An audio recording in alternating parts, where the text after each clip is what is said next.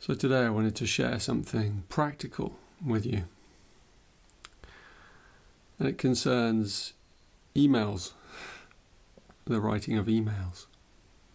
Not a very spiritual thing, you might think. Actually, it is as spiritual as anything else. So I have a small formula to help in the construction and writing of karma-free emails.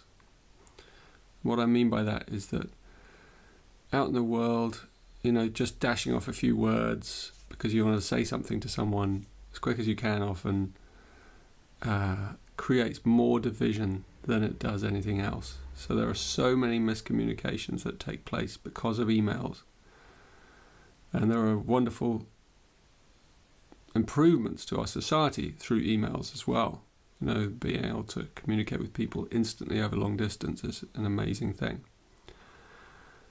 But only if we know how to use the tool well. And it's often when we're tired or when we want to say something that we make the mistake of either writing too much, writing it in the wrong way, using the wrong tone, the wrong language, then it creates all kinds of problems. And before you know it, you have, division. So here's my recipe for writing karma-free emails and for making email writing and email reading a magical practice in our lives instead of something that we only have to do. So the first letter is E itself, and I want to start the process with the word empathy. An email potentially is a way of connecting with someone. That's what it is. You're connecting with someone, you have a message, you have something to deliver. So begin with empathy. You can apply this to all communication as well, this formula. Begin with empathy. Feel into the other person. Feel into what you're feeling. What is it you want to say? How might you best say it? Take a pause before you just rattle it off. Take a few breaths. There's another human being on the other end who's going to receive that. What effect might it have on their life? What kind of day might they be having? They may be having a bad day. They may also be in a hurry. All you need to know is that they're another human being. That's how you begin. And you don't want to make their life any harder than your life. So imagine you're on the other end of the email. And I also recommend beginning with a validation, rather than just launch in with what you want to say. Just one line, dear someone or hi someone. You use a greeting, just be nice, and then spend that 10 seconds writing, it was great to see you the other day, or some validation.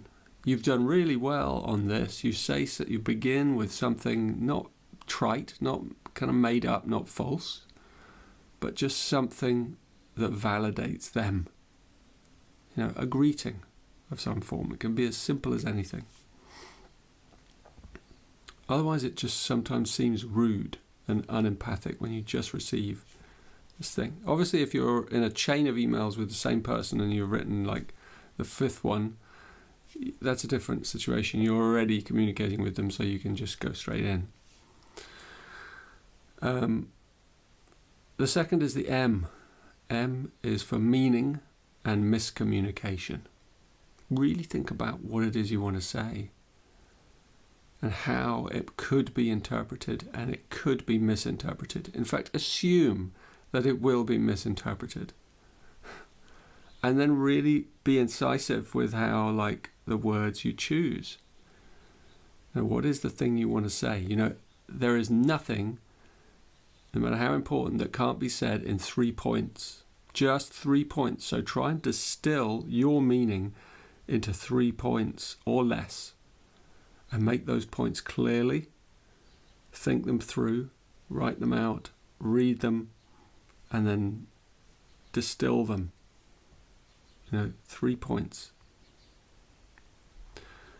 The A is for accuracy. There's 2 A's actually. Accuracy, which is more about just, again, word choice. You have you have an opportunity to write something, really exact, really precise. And if you use too many words or use the wrong words, you're going to create this miscommunication. The other A is a Sanskrit word. It's called ahimsa. And ahimsa means harmlessness. And this is part of the whole process of writing a karma-free email. Like if you create something, what you're going to, if you put something in there that has negativity or could be misunderstood, you actually then will create something that comes back to you in some way. Something negative come back to you, even though you may not have intended it. It was just a simple slip or a simple, like you were in a hurry. Ahimsa means you treat everything with respect and you consider, again, the feelings of others, and you write it in a way where it's not harmful. So consider that. Consider ahimsa. The I is very important. The I is inclusiveness. And this is many things. Like you can either write something that makes someone feel pushed out, like it makes them feel negative, makes them feel bad, or you can write something that makes them feel good, that makes them feel included. You need to make a point sometimes. You need to make your point clearly, and it's not always an easy point to make. But if it's really difficult, you shouldn't be doing it in an email anyway. You can apply this to text as well. But essentially, this is really about emails. Inclusiveness. And the other thing is who to include. The little CC thing that we use that way too liberally. You don't need to CC hardly anyone. I mean, if you CC someone, if you include them, you're including them in this process. They've probably got 100 other emails. So be empathic again. Like, do you need to include them? Because then you've added to their email box and you've added to the karma by including someone else, and you've complicated a situation that actually doesn't need that person's opinion or voice or anything. It just was between you and the other person. But we use CCing way too liberally. So consider the feelings of others. Consider the day of others. Don't include people unless it's absolutely essential, that they see this. Really consider that. Inclusiveness. Who to include. Who doesn't need to be hassled with this, really. Because then you're creating this more complexity. The more voices you have, the more potential miscommunication there is. And the L is for last chance. Before you hit that send button, read your email back to yourself and reread it. Is it distilled clearly in 3 points? And really consider, please, economy. This is the last E again. Economy. There is nothing that cannot be distilled into like really simple phrasing, really simple language. Nothing can't be distilled. And it's a real gift, and it's a wonderful thing to learn and to teach yourself. Writing an email can be like actually a way in which you distill a lot of your own thoughts and feelings for yourself. So take your time when you do it. Don't just fire it off. Once it's gone, it's gone. Once that send button's hit, that's your last chance. It's gone. The karma's out there. The miscommunication is out there.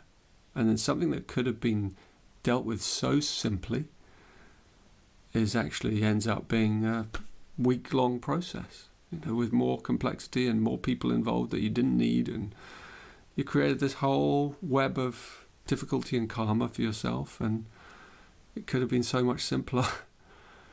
So really, don't just write this long-winded description or overshare your own emotional process. If you feel to do that, pick up the phone and talk to someone. Really. Don't do it via email. It's not the right way. And be ruthless with your own editing of your emails. Be considerate. In this age where people are so busy and it's so difficult for all of us with all this stuff that comes at us, keep things short, keep things clear, and then you will have a way better day, I can assure you. So empathy, validate them. Meaning, really consider the wording you use so that you don't have miscommunication. Accuracy and ahimsa. Don't create something that doesn't create harm, that is based in this kindness. You know, what does it cost you to have a kind tone? An email is everything about tone, right? Read it back to yourself aloud. Inclusiveness. Don't CC people. Just don't do it. You know, maybe one if it's essential. And last chance, you know, really read it back to yourself before you send it. That's the most important thing. If you don't remember anything else, read that. Read it aloud. And finally, economy. Edit it down till you get the absolute quintessence, and then you can send it. And that's how you write karma-free emails and have a way more peaceful life. So I wish that upon you. I hope this fragment of light was useful. Please send it out far and wide, because it's needed.